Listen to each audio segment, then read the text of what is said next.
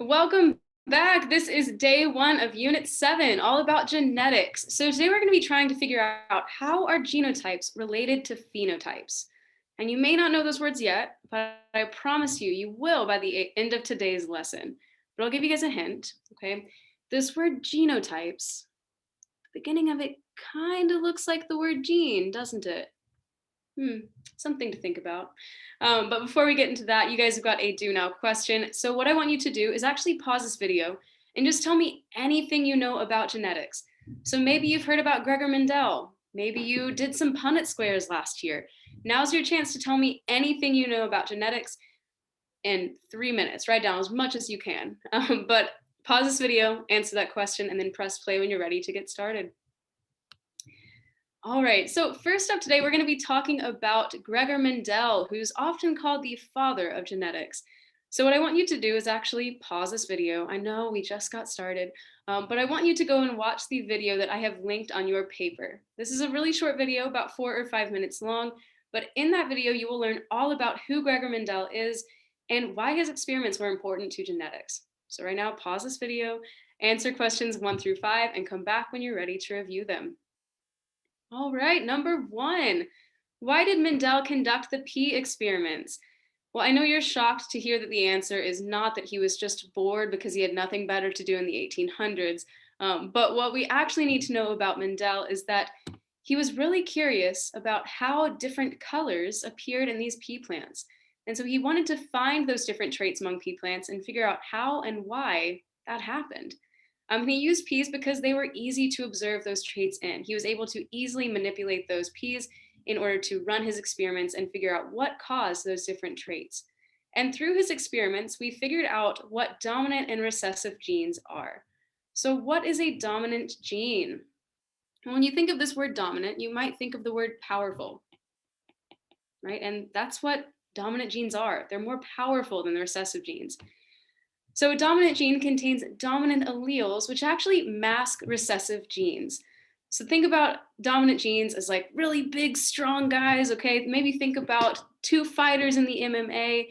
If you've got a really big Chuck Norris type situation, maybe Dwayne The Rock Johnson going up against me, who's gonna win the fight? Okay, I think Dwayne The Rock Johnson might have an advantage over me. So in this case, the Rock Johnson is a dominant gene, okay? It's going to mask or cover up that recessive gene. He's going to beat me in a fight, okay? And we typically describe these dominant alleles using capital letters. All right, so you might see like a capital R or a capital P. Any capital letter is going to represent those dominant alleles. And we say this word mask, we just mean cover up, right? But what is a recessive gene? So recessive genes are the more quiet genes. They're more kind of behind the scenes. They don't like to speak up quite as much as the dominant genes. These are the silent or the quiet but hard workers, okay? So recessive genes contain alleles that can be easily masked by dominant alleles. They're still there. They're still doing their thing, but they're not quite as powerful as those dominant genes. So we typically describe these recessive genes or recessive alleles as lowercase letters. All right, so maybe a lowercase r instead of a capital one, right? But again, these can be easily masked by a dominant allele. If you've got me and The Rock Johnson going together in a fight, he's gonna come out on top. I'm gonna lose. So in this case, I would be that recessive gene being covered up by the dominant gene.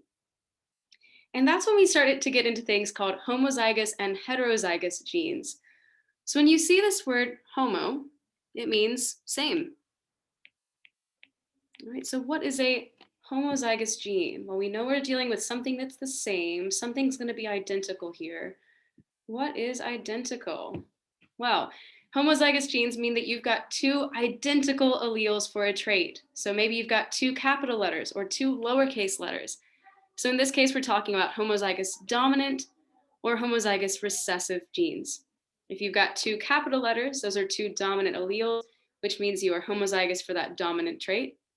If you've got two lowercase letters, you are homozygous recessive for the recessive trait. And I do want to point out, this is the only time you will ever see recessive genes. right? The only time you'll ever see recessive traits actually come out and show themselves is when we've got homozygous recessive. You've got two copies of that same recessive allele, because there is no dominant gene here. There is no dominant gene that's going to speak up over the recessive one. So the recessive genes have to be homozygous recessive in order to show themselves. Now, what is a heterozygous gene? So we just said that homo means same, which means that hetero is going to mean different.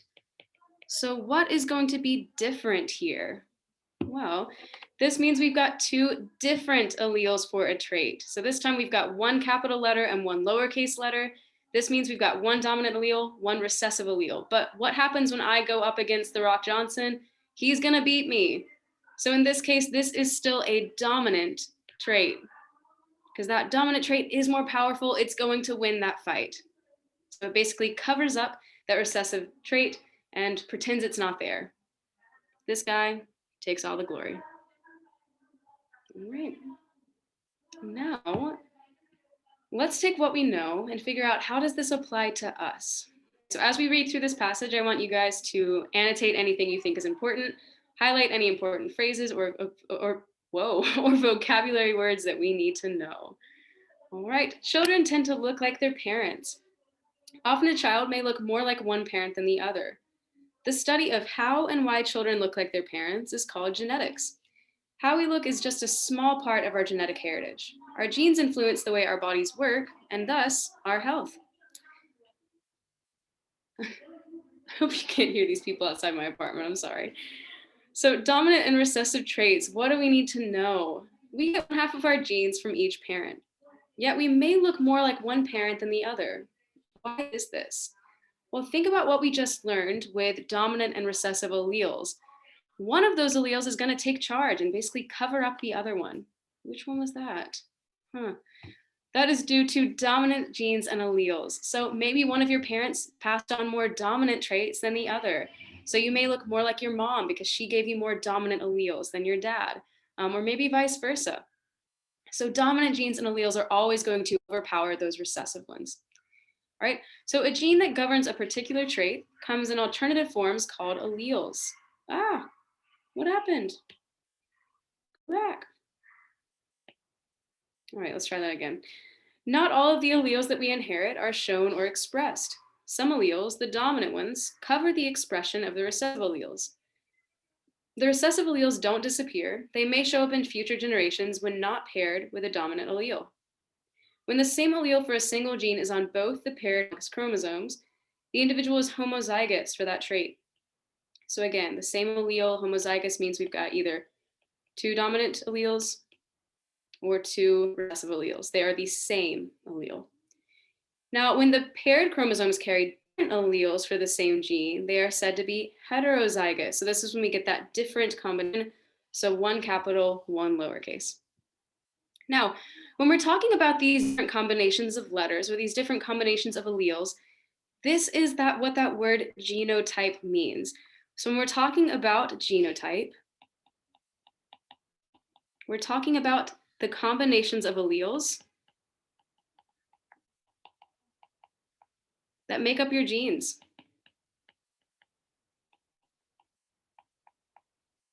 All right, so your genotype is basically, what genes do you have? What traits do you have? All right, now, I probably shouldn't have said what traits have you had, or what traits do you have, because that's more of the role of your physical genetic traits. So your genotype, your combination of genes, is what determines what you look like. And what you look like is based on your phenotype. So this is your physical genetic traits that are actually caused by your genotype. So I'm going to write that down. Your genotype determines your phenotype.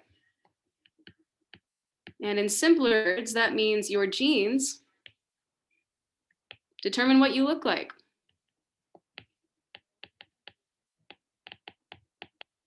Because your phenotype are basically your physical traits that you have. So like, I've got brown hair, I've got brown eyes. Those are the phenotypes that are determined by my genes. All right, so hundreds of traits combine to determine appearance. A single gene determines some traits like tongue rolling, that should be a T, Others, like skin color, are determined by the combined effects of several genes. In the following procedure, which we're actually going to do tomorrow, right, you will determine your phenotype, the detectable expression of a gene, or what is shown for several traits. Then based on that, you will determine your possible genotypes, or the alleles in your genetic makeup for those traits. So that's what we're going to be doing in class tomorrow. But before we get to that, I've actually got one example to show you about how dominant and recessive genes play out, right? Now, you may have seen that I included a picture of my family. I was actually pretty young. And the reason I had to include this picture is because my dad actually doesn't have hair anymore. So I couldn't show you this example accurately. So if you look at this picture, you may see, come on, we're almost there.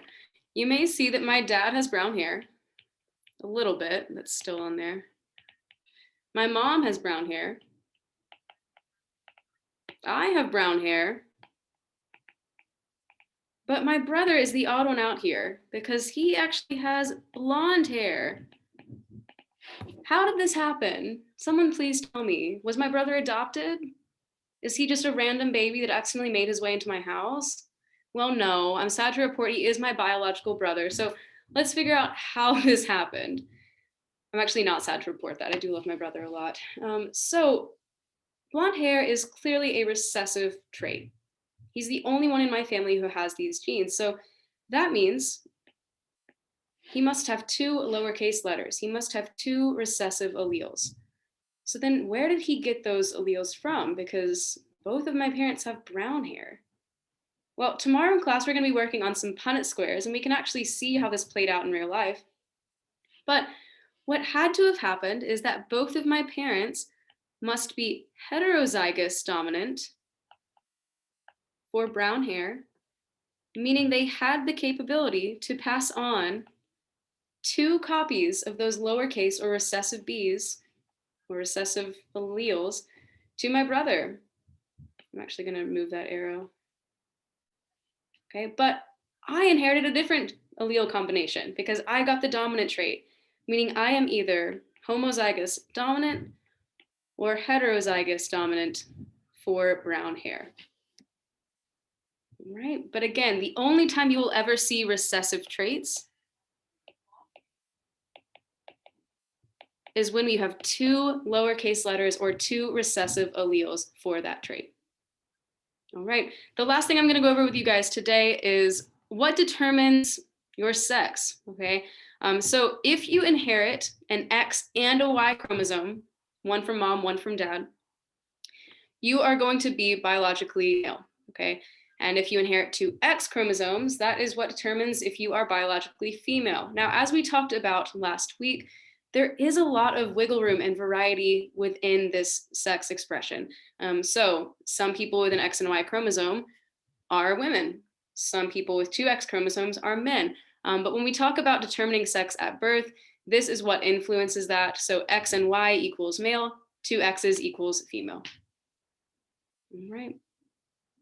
Now, I do want to ask you guys, which parent do you think that Y chromosome comes from? Is it mom or dad? I'm not going to tell you. I want you to figure it out. But that's all I've got for you guys today. So the last thing I want you to do is fill out your exit ticket, submit this and that exit ticket before tomorrow morning at 8:30, and have a wonderful day. I'll see you guys soon.